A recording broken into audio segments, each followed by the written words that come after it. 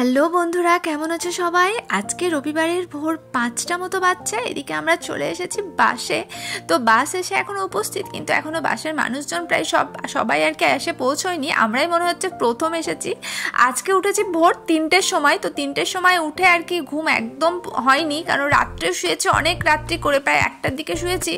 আর এদিকে মনে হচ্ছে কোথাও যাবো করলে না আমার না ঠিক ঘুম আসে না রাত্রে। তো দেখো এর মধ্যে আমি ঘুমিয়েও পড়েছি, একটুখানি রেস্ট নিয়ে নিচ্ছি।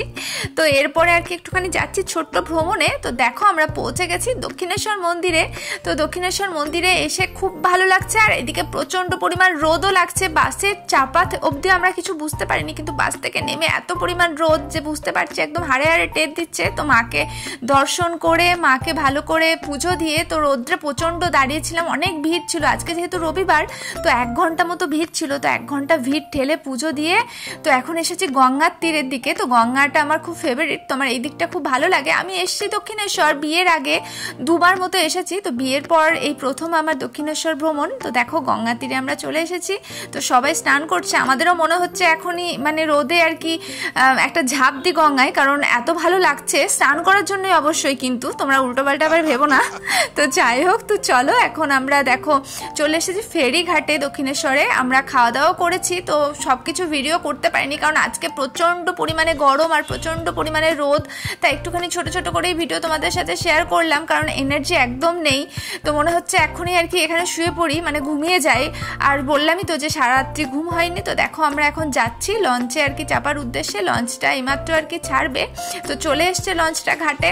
তো লঞ্চটাও আমি ফার্স্ট টাইমই চাপবো, খুব ভালো লাগছে। লঞ্চে চেপে আমরা বেলুড় মঠ যাবো। এদিকে দেখো হাঁটছে তোমাদের দাদাভাই আর ঈশান বাবু। তো দেখো লঞ্চে আমরা চেপে পড়েছি। এদিকে ঈশান আর তোমাদের দাদাভাই বসছে, কিন্তু আমার একদম বসতে ইচ্ছে করছে না। আমার মনে হচ্ছে এখানে দাঁড়িয়ে একটুখানি গঙ্গাটাকে উপভোগ করি। খুব সুন্দর একটা হাওয়া দিচ্ছে জানো তো, মানে মুখের মধ্যে প্রচণ্ড দেখো ঘাম। তো মনে হচ্ছে যে এখনই আর কি শুয়ে পড়ে ঘুমোই মনে হচ্ছে, কিন্তু আবার একটা ছোট্ট একটা স্মাইলও আছে, কারণ লঞ্চে চাপার খুশিতে আর মাকে দর্শনের খুশিতে, সবটাই আর কি মায়ের জন্যই আসা। তো যাই হোক, তো চলো এখন আমরা লঞ্চটাকে খুব এনজয় করি, গঙ্গাটাকে এনজয় করি। সব মিলিয়ে আজকের দিনটা খুব সুন্দর কাটলো। তো আজকের মতো টাটা বন্ধুরা, সবাই ভালো থেকো, সুস্থ থেকো। আর আমার চ্যানেলে যারা নতুন আসছো, আমার চ্যানেলটাকে সাবস্ক্রাইব করে দিও। যারা ফেসবুকে দেখছো, ফেসবুক পেজটাকে ফলো করে দিও। তো আজকের মতো টাটা।